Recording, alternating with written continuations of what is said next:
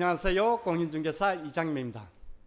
한때 장려를 했던 임대사업자 제도 계속해서 도마에 오르면서 혜택이 많이 축소가 되고 그리고 소급해서 없어지기도 했습니다. 게다가 있는 혜택도 찾아먹기가 너무 힘이 들어요. 원로는 그렇게 어렵지가 않은데 실전 사례에 들어가면 너무 복잡해요. 그러다 보니 계속해서 유권 해석들이 나오고 있고 장기보유 특별공제는 등록하고 8년, 10년 이후의 일입니다. 그렇지만 거주주택 비과세는 당장의 현실입니다. 양도 차익들이 한두 푼이 아니다 보니 신경이 쓰일 수밖에 없네요. 그래도 임대사업자라면 누구나 찾아먹을 수 있는 게 거주주택 비과세입니다. 그런데 너무 복잡해요. 제일 쉬운 방법이 뭘까요? 임대주택을 먼저 처분해버리고 그리고 마지막에 거주주택을 처분하는 방법. 아니면 그냥 거주주택에서 계속 사는 방법입니다. 이번 시간은 임대주택 말소 후에 먼저 처분을 해버리고 그리고 남은 거주주택 한 채를 처분할 때 비과세를 받는 방법입니다. 그런데 여기도 주의해야 할 게 있네요. 구독, 좋아요는 필수입니다. 시작하겠습니다. 경기도 안양에 사는 이모 씨의 사연입니다.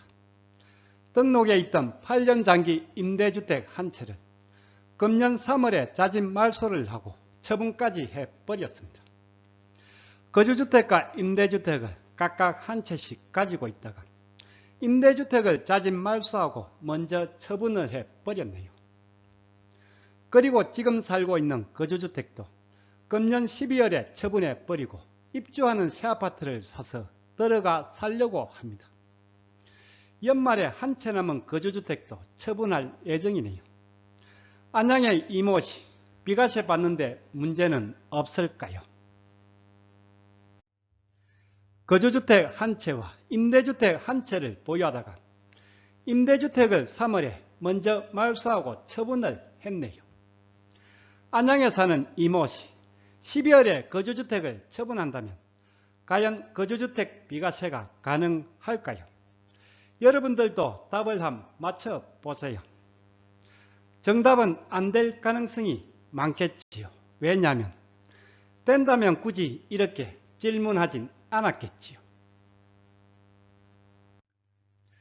거주주택 A와 임대주택 B가 있습니다. 거주주택에선 2년 이상 거주를 했네요. 임대주택은 3월에 자진 말소를 하고 처분까지 했네요. 그리고 거주주택 A는 12월에 처분할 계획입니다. 12월에 양도 예정인 A주택, 비과세가 가능한지 한번 따져보겠습니다. 자진 말소, 자동 말소를 하는 경우는 말소 후 5년 내 거주주택을 처분하면 되네요. 이 요건은 문제가 없네요. 그리고 거주주택에선 2년 이상 거주를 했으니 이 요건도 별 문제는 없네요. 그러면 무슨 문제가 있는 걸까요? 의무임대 절반도 채웠고 말소 후 5년 내 거주주택을 양도를 하니 자진말소, 자동말소 규정에 따른 거주주택 비과세 요건에 아무런 문제가 없네요. 세대 전원이 2년 이상 거주도 했네요. 그리고 나머지 요건도 별 문제는 없네요. 그런데 두 번째 요건, 거주주택 양도 당시에 임대주택은 임대 중일 것, 이게 걸리네요. 임대주택은 이미 3월에 처분을 해버렸네요. 이미 처분해버렸으니 거주주택 양도 당시에 임대주택은 임대 중인 상태가 아니네요. 소득세법 시행령 제155조 제20항 임대사업자의 거주주택 비과세 요건입니다. 거주주택에 대한 요건 그리고 임대주택에 대한 요건 모두 충족이 돼야 거주주택 비과세가 가능합니다. 거주주택에 대한 요건은 2년 이상 거주입니다. 이건 별 어렵지가 않습니다. 두 번째, 장기 임대주택에 대한 요건입니다.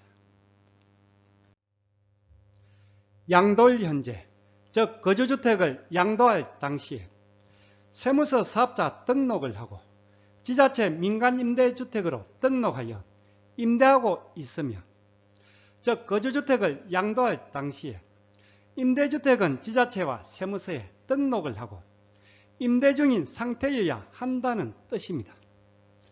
그리고 임대료 5% 증액 제한도 준수를 하고 있어야 합니다. 알기 쉽게 그림으로 표현하면 이렇습니다. 예전에 다 설명드렸던 자료입니다. 임대주택에 대한 요건을 보겠습니다. 거주주택 양도일 현재입니다. 임대주택을 등록해서 임대를 하고 있는 상태에서 거주주택을 처분할 때 거주주택 비과세가 적용이 된다는 뜻입니다. 지난 영상 거주주택 비과세 제대로 찾아먹기 두 번째 경우가 여기에 해당이 되네요. 자진말소, 자동말소가 되더라도 세무서 사업자 등록은 폐업하지 말고 유지를 하고 임대료 5% 증액 제한도 지키면서 임대를 하고 있어야 합니다. 이 상태에서 거주주택을 양도를 해야 거주주택 비과세가 적용이 됩니다.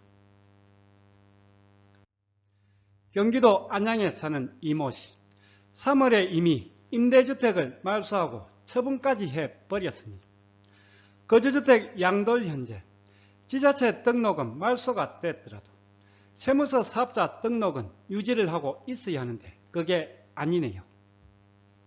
그리고 임대주택을 처분해 버렸으니 임대 중인 상태도 아니네요.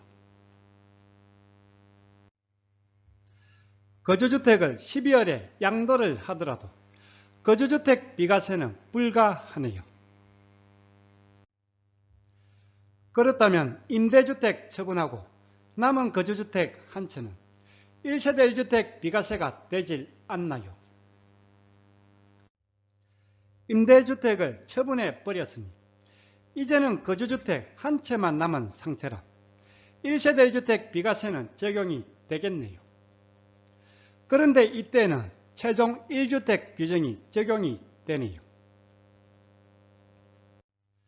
국세청 국세상담센터 1세대 1주택 비과세편에 등록되어 있는 자료입니다. 질문의 의도는 이번 강의와는 조금은 다른데 중요한 내용이 숨어 있습니다. 거주주택 1개와 임대주택 1개를 보유하다가 임대주택을 말소하고 과세로 양도를 했네요.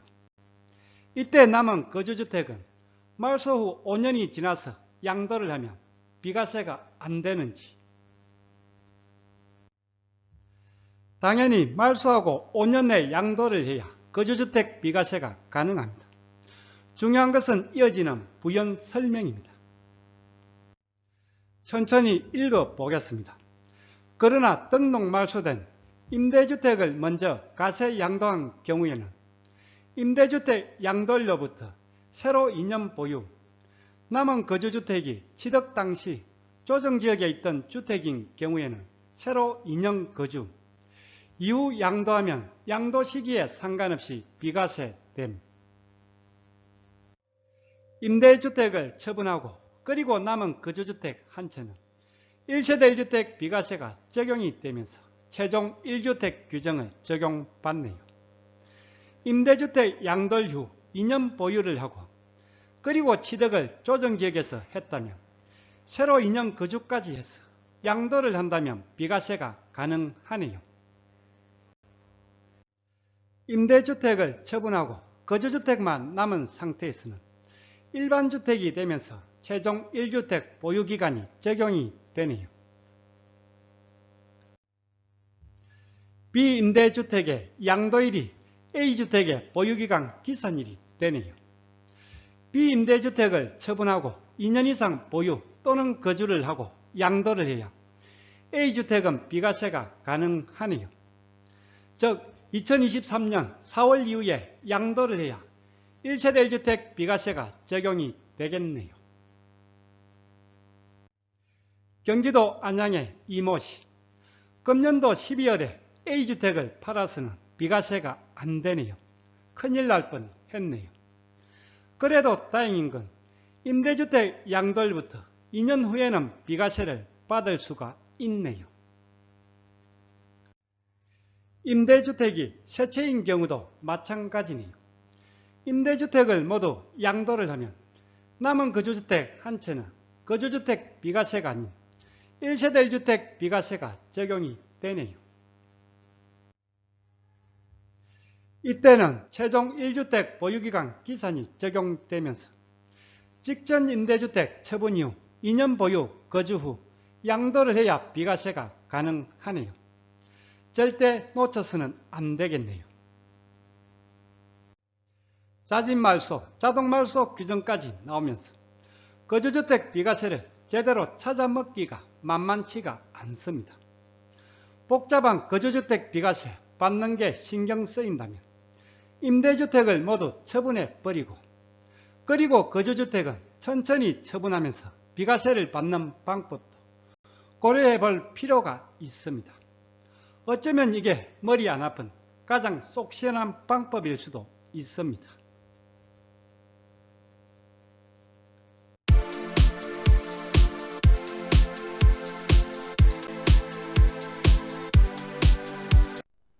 오늘 강의는 여기까지입니다. 다음 시간에 더 유익한 내용으로 찾아뵙겠습니다. 끝까지 보신 분은 구독 그리고 좋아요 부탁드립니다. 감사합니다.